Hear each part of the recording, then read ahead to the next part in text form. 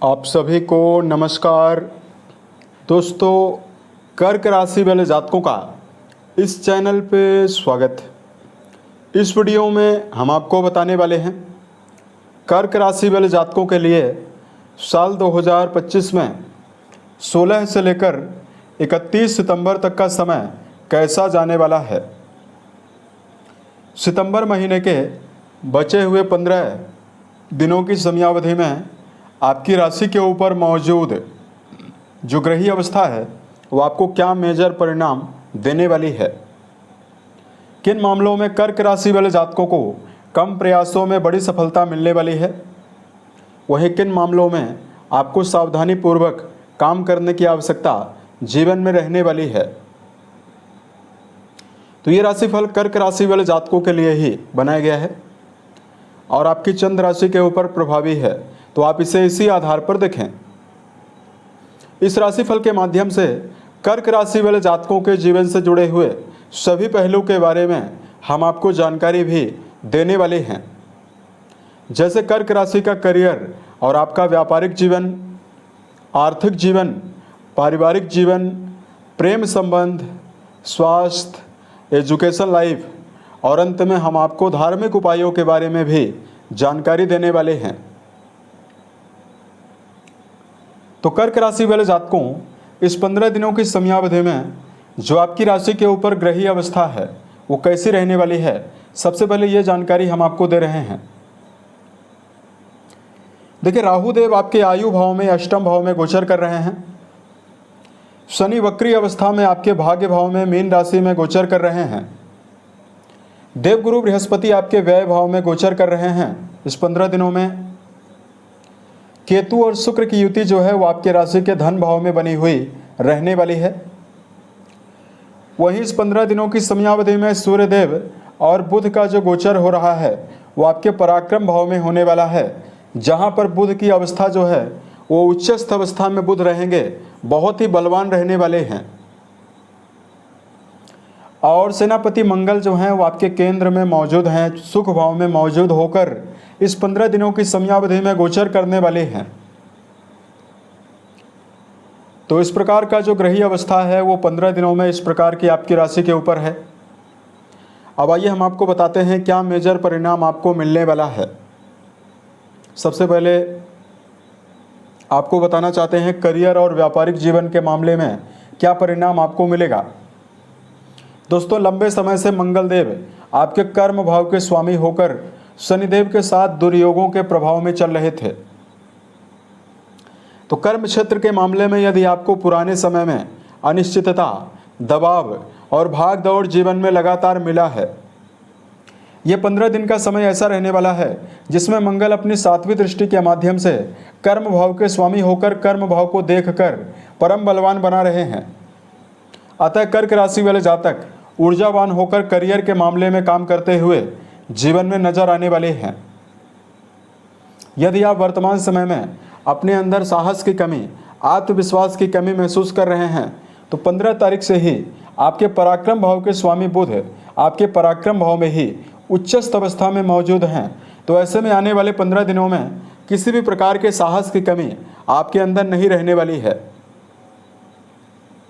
जो कर्क राशि वाले जातक वर्तमान समय में मेडिकल फील्ड, मार्केटिंग का क्षेत्र, किसी भी प्रकार का व्यापार कर रहे हैं, सेना, पुलिस, आर्मी, इंजीनियरिंग सेक्टर में यदि आपका जुड़ाव है, स्पोर्ट्स के फील्ड में कार्यरत हैं, प्रॉपर्टी डीलिंग का काम करते हैं, या जो कर्क राशि वाले जातक वर्तमान समय में कोई भी व्यापार कर रहे हैं, इन सभी जातकों को जीवन में विशेष उन्नति करियर के मामले में मिलने वाली है। अब देखिए, यहाँ पर लंबे समय के बाद वीनस का यानी शुक्र ग्रह का भी परिवर्तन हुआ है, जो कि आपके वाणी भाव में गए हुए हैं। ऐसे में आप अपने जीवन में स्वयं के व्यक्तित्व और स्वयं की वाणी के द्वारा वर्क प्लेस पर सम्मान के अवसरों को निर्मित करने में भी आप समर्थ रहने वाले हैं। जहां वरिष्ठ अधिकारियों का भरपूर सहयोग आपको मिलेगा, वहीं सहकर्मियों के साथ आपके संबंध भी बेहतर बने हुए रहने वाले हैं। बात करते हैं कर्क राशि वाले जातकों के जीवन में आर्थिक मामलों में आपको क्या परिणाम मिलने वाला है। तो देखिए, कर्क राशि वाले जातकों के जो धन भाव के स्वामी हैं वो सूर्यदेव माने जाते हैं, जो कि पराक्रम घर में मौजूद हैं, अच्छी अवस्था में मौजूद हैं।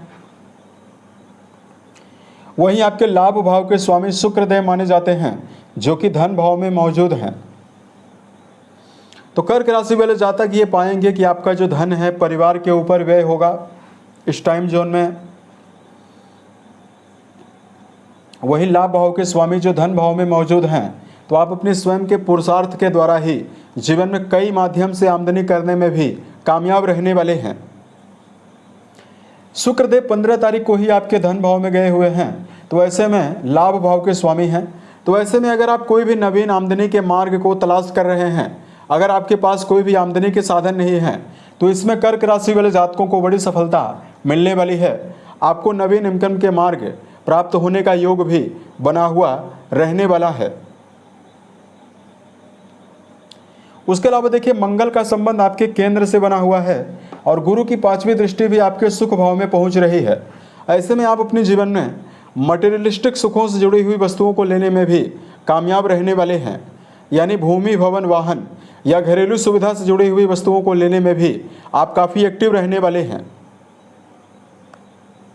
देखिए, यहाँ पर एक बेहतर प्रभाव ये जरूर नहीं है कि आपके राहु देव जो हैं वो आपके 12वें घर को देख रहे हैं और धन भाव को भी देख रहे हैं। ऐसे में कोई भी वस्तु का अगर आप क्रय कर रहे हैं, खरीद रहे हैं, सोच विचार कर ही आपको वस्तुओं का क्रय करना चाहिए। और कोई भी ऐसा काम जिसमें आपको कोई भी अनुभव नहीं है, ऐसे काम में जीवन में धन का निवेश करने से भी आपको बचने की प्रबल आवश्यकता रहने वाली है। बात करते हैं आपके लिए पारिवारिक जीवन के मामले में क्या परिणाम आपको मिलने वाला है। कुंडली का द्वितीय भाव और चौथा भाव पारिवारिक गतिविधियों के लिए जिम्मेदार है और हम आपको बताना चाहते हैं इन दोनों भावों में राहु केतु जैसे ग्रहों का प्रभाव लगातार बना हुआ है।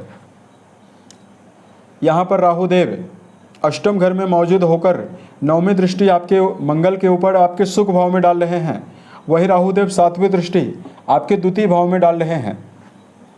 ऐसे में पारिवारिक जीवन को लेकर अनिश्चितता और पारिवारिक जीवन को लेकर कहीं न कहीं आपसी विचारधारा और आपसी सहमति की कुछ कमी आपको जरूर झेलनी पड़ सकती है। लेकिन यहाँ पर शुक्रदेव का द्वितीय भाव में होना यह भी दर्शा रहा है कि परिवार में कोई भी बड़ा मांगलिक और धार्मिक कार्यों का आयोजन भी संभव है, जिसमें आप परिवार के सभी सदस्य अगर आप प्रयास करते हैं तो उसमें आप हिस्सा लेंगे और एकाग्रता भी बना सकते हैं।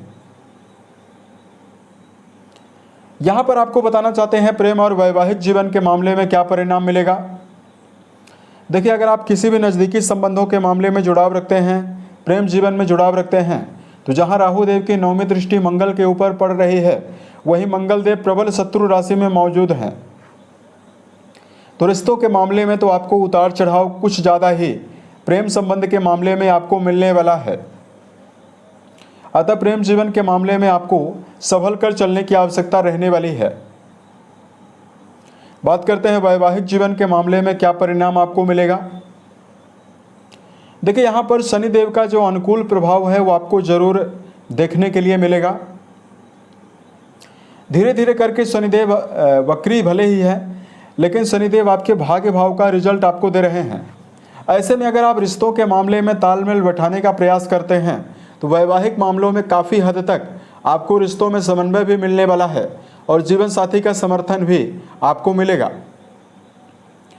कर्क राशि की जो महिलाएं जातक हैं उनको वैवाहिक जीवन के मामले में तालमेल बैठाने में कुछ ज़्यादा ही समस्या हो सकती है।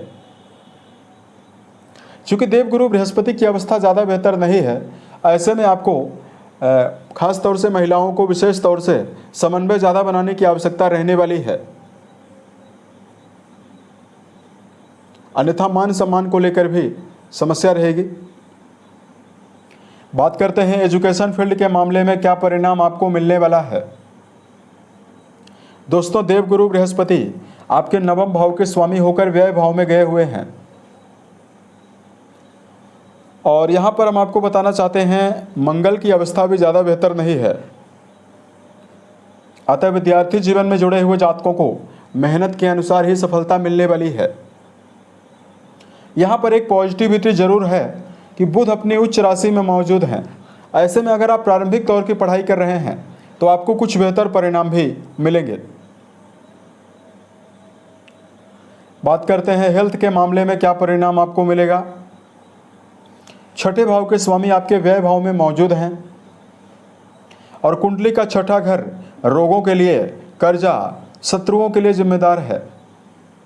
ऐसे में बृहस्पति का मिथुन राशि और आपके व्यय भाव में जाना कहीं न कहीं जहां गलत खान पान की वजह से शरीर में मोटापा और कई प्रकार की पेट जनित बीमारी आपको दे सकता है, वहीं एलर्जिकल समस्या और मौसमी बीमारी होने का भी योग बनाएगा।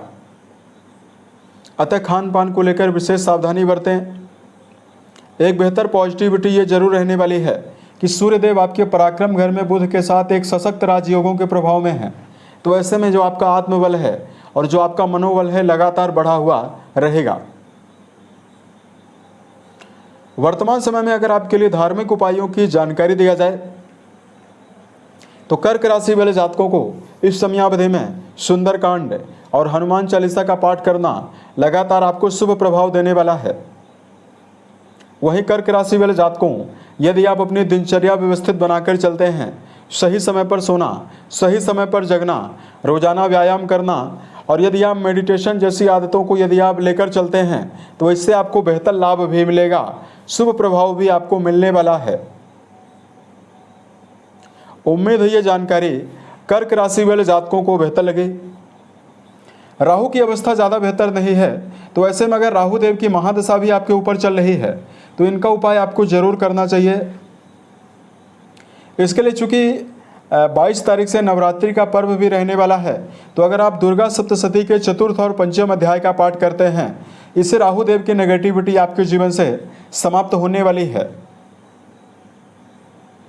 उम्मीद है ये जानकारी कर्क राशि वाले जातकों को बेहतर लगे।